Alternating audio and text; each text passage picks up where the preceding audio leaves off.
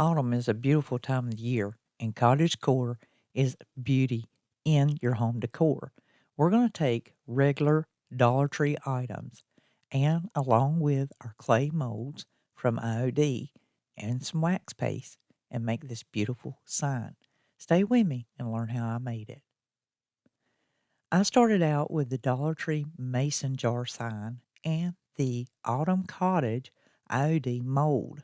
You can use any mold and take a putty knife and pull off that top piece.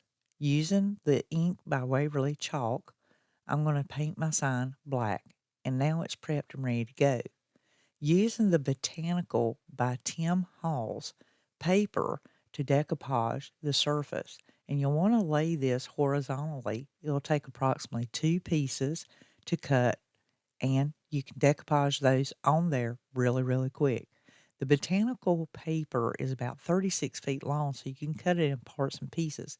Has this neat container to keep it all compact and a hanger you can hang it up. You'll see the link down below. Using my Mod Podge, I'm simply going to put the Mod Podge onto the mason jar board. And once I get that into place, I can position this decoupage paper.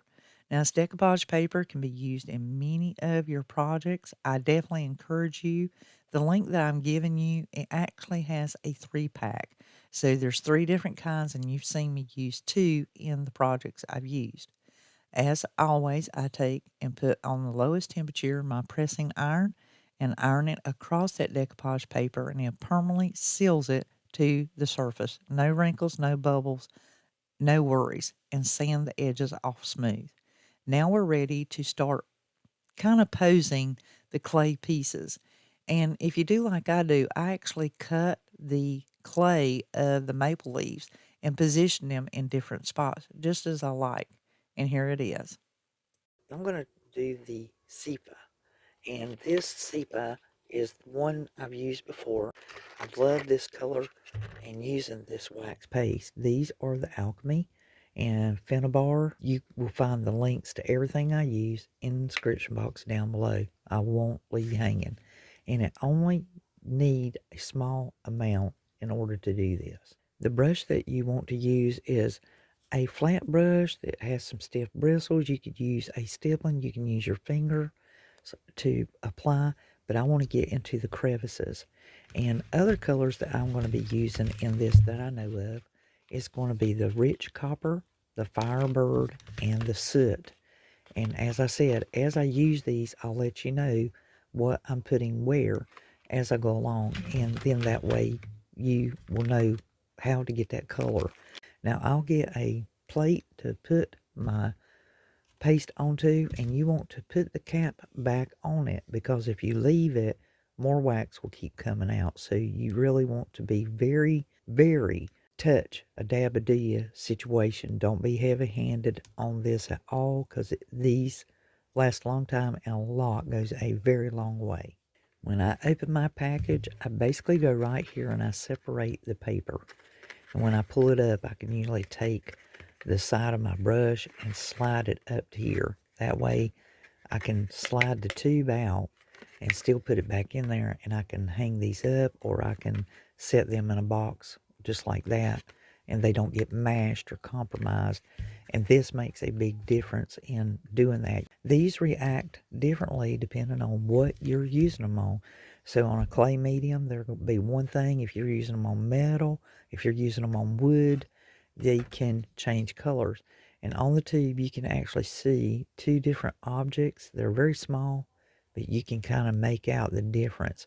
And some of these have a dramatic change. For example, the Firebird, you could get blue, or you could get this deep orange color, depending on what you're using it on. So just a FYI when you're using these. How small of an amount I'm starting out with. And this is actually a lot. That's that little bit right there. It's a whole lot, and more than you think. And to give you an example, I'm going to put it on this maple leaf here to show you. It will just keep going, and the more you rub it, it has a buffing effect, and this preserves your item that you're applying it to. So it's an all-in-one. it's going to color it and it's going to seal it. And when you buff it out, like the more you keep going back to it and revisiting it, the smoother and lighter transition the color will become. And I'm first applied it, so I'll leave it a minute and I'll go back and rub over that again. To spread it out, of course, is real simple and easy.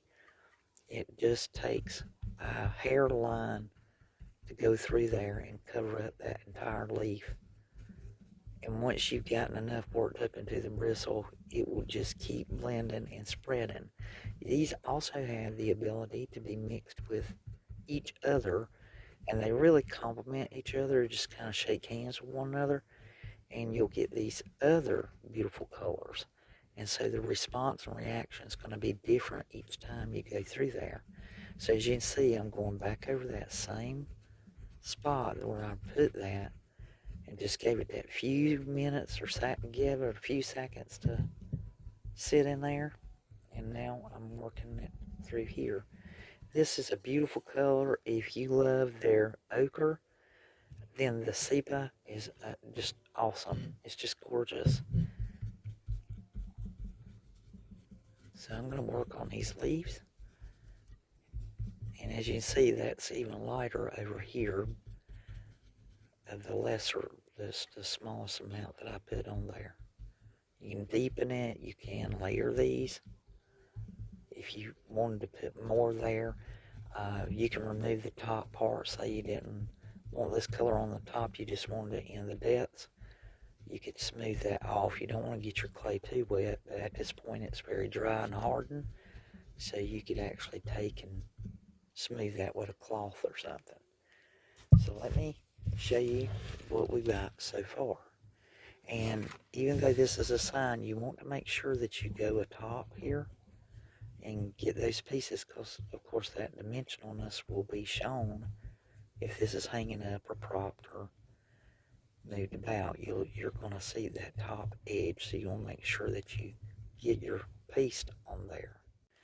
Now this is what we're looking like with the sepia being put on the leaves and the branches, as well as the top of the sunflower and this smaller one. And I've just done that leaf slightly and just letting you see how good this looks. Now, one thing I want to go over with on you, if you read these packages, you'll notice that the sepia that I'm using and the soot that I'm going to be using, they have antiquing wax. And that does let you know that that's used mostly in death and aging things, of course, giving it that antiquing look. And then if you notice on the rich copper and the Firebird, they read metallic, almost like applique, the metallic way, and like you're putting applique onto it, and it gives it that depth and this shine. It has a glisten to it. If you looked at some of the other projects we've done, you'll notice that metallic shine, and you can actually kind of see that on the label here, and as well as on this rich copper. But if you look at the soot, it's matte colored, as well as the sepia is a matte color. And also pay attention to these pictures. They will help you know what you can anticipate as far as reaction. And if you look at some of their videos, you can see the actually reaction towards whether it's ceramic, wood, metal, and that kind of thing. So here's another one. This would be this color, but it can also be this greenish color depending on what you're putting it on, what medium you're using it on. And this would be like a ceramic clay, where that would be like a resin, and just different ways that they'll react. This one as well, this is done on metal, and you can see it's blue and the Firebird orange looking. And then this one on the soot, it can actually have a purplish color, and you've got some metal and some ceramic there. So you got this grayish look. You know, also have this almost bluish gray darkening area. And I can tell you already, on the clays, it's more black-gray, and it's gorgeous. It's a beautiful, almost purplish color. Really gorgeous. So this is where we're at right now. And my next move is I'm going to probably do soot, or I'm going to do some of the Firebird. And the copper is a little bit deeper. Now, using only what is on the brush from out of that tube, when I was cleaning off the tube and getting this out, I'll show you just how fast it spreads. And this is the Firebird.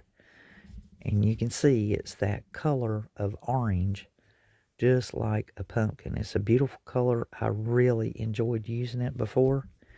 And depending on how heavy you want it. So see, there's a heavier application going there, and the little cracks in the clay where it's dried. That's why a lot of times I like to wax paste them when they are still moist. And these had overnight to dry, so they had already cracked and settled, and you see some of the stress fractures going on there. And then if you want this to be coated a little bit more, you can be a little bit heavier with your brush as far as making sure you spread it back and forth. Also, if you feel you need to thin this, I have the clear wax that we use, and just one drop. Just do a drop, because this is water-based. The Alchemy are wax paste, and they're water clean up with soap and water. Even the gilders. The gilders, you can also do soap and water clean up. And I just use like the Dome with a little bit of alcohol in it to clean up. I haven't had any problem, and my brushes are right back to new. I like using my brushes because the dirty brush gives this even more detail, and you just see the depths of it. So I just want to share it with you. Now that I've got the base color into place on my pumpkin, as you can see right here, I've hit, and I mean just barely hit, the leaves with just what is in my brush, just that little bit, and letting the grooves and so forth catch that leaf. You see the transition. Here's one that has not been done. Here's one that has been done. That is the difference. So once again, I'm going to take my dirty brush, whatever's on it, and just pulling it over and across those ridges and letting whatever catches hit it, and it just transforms right before your eyes. If you want more depth in that leaf, then you just put more of the color on that leaf. So I'm just showing you the difference, how it just changes it. So this is the color without anything mixed in it, and this is the color once you have used one color and then just using it to accent it. And that way you can give different dimensions and color contrast to each piece. I am using nothing but the wax paste versus paint.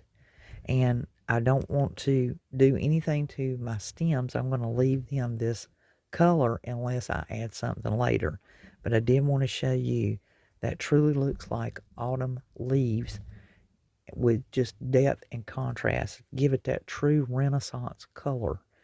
It's just beautiful, and it can really make a difference. And that's just what was on that brush. So I'm going to put a little more on my brush and hit these leaves over here. See how you can just give it a different depth and deepness and intensity going in there. And I'm going to hit like in the vein there on that one. Put some on the stem. And once again, I'm going to go over here and pick up some. Go down that center. Just make that deep. And then that way, if you don't want to do the whole thing, you can just hit certain spots. If you want to do just the outer edges, you can definitely do that. And that's why even using your finger to go across there, it can be major. And you get all that contrast. So I don't know how well you can tell, but these leaves are a lot different than these. These have a thicker, deeper, more concentrated of the paste, where these over here are just lightly brushed with it. And that way when you're fixing your pieces, you can kind of see that depth and the difference in the color. And this, with more really intentional, heavier. So just some things that you can do with it. If you wanted to put some of that orange in this and just hit certain pieces with it, like I've done with the sepia up here, you can see the color difference. That's a totally different color because it's going over top of the sepia. And it almost looks pinkish versus amberish. And I usually will do a few petals just a little bit different. But I have something else in mind I'm wanting to do on my leaves. And I have a lot of this orange left.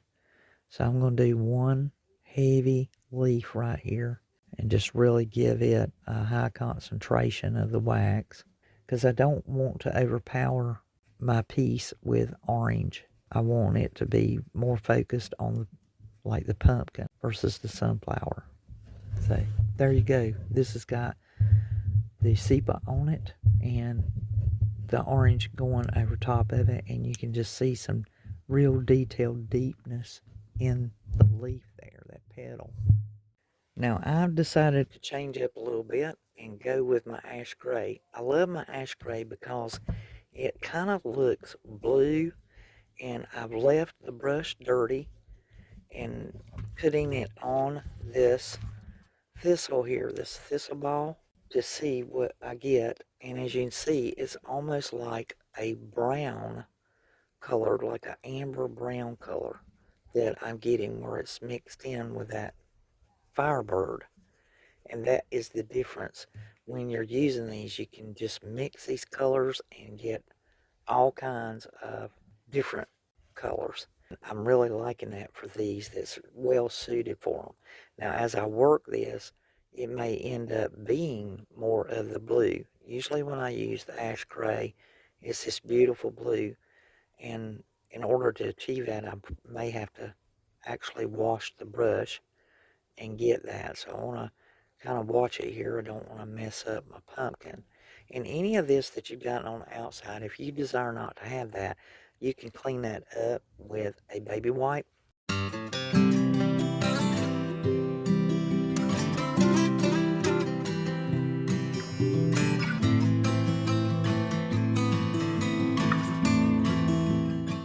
Now with the sign looking pretty good, we have to finish up the top and this area right here. I think I want to place a sign.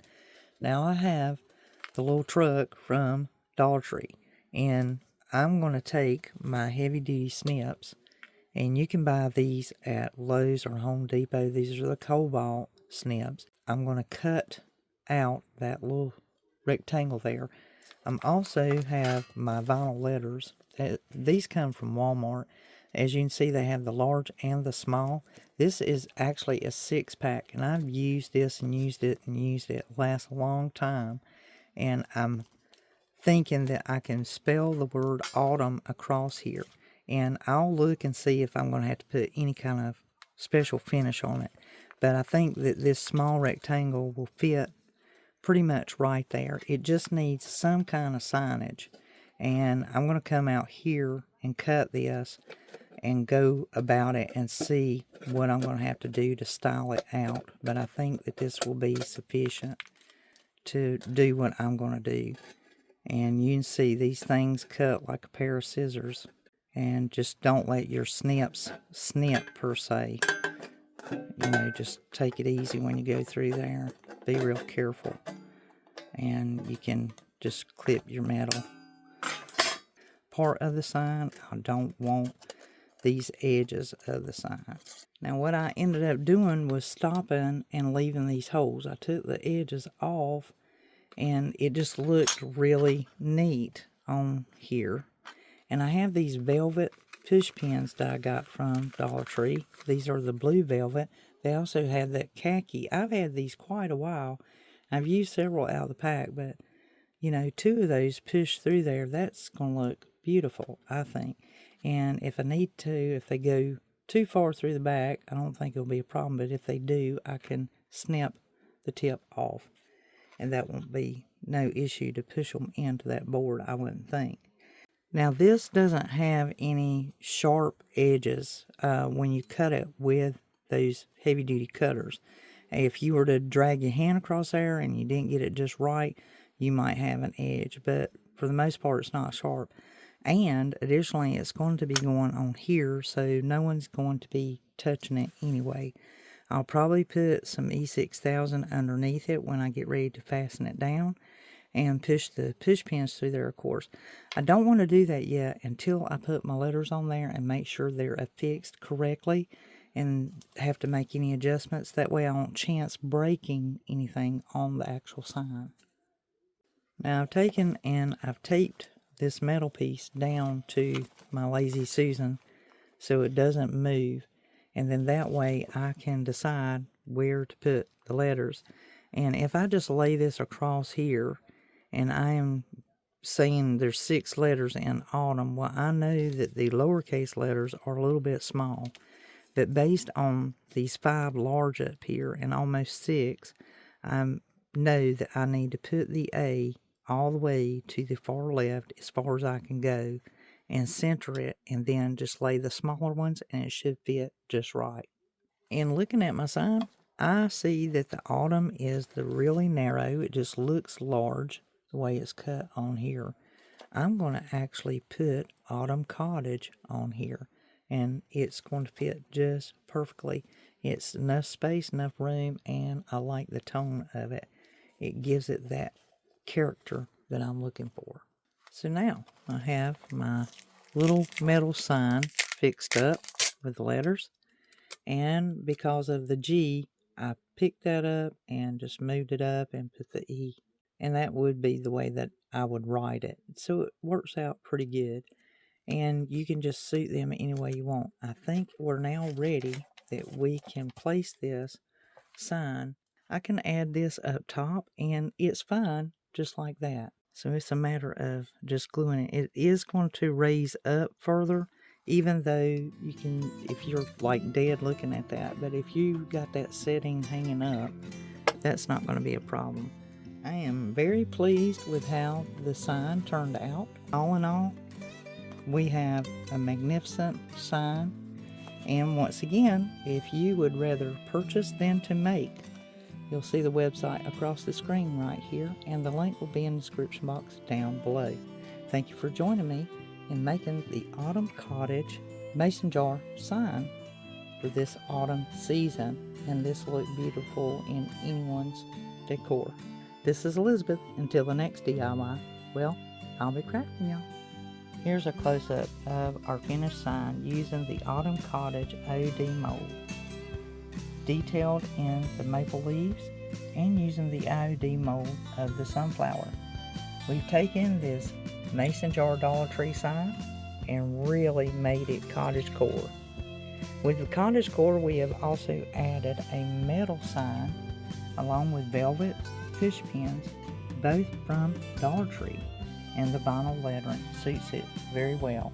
This sign will last for many, many years. You can hang it up and display it, or use it as a leaning sign to prop and put with other home decor. Do make one of your own.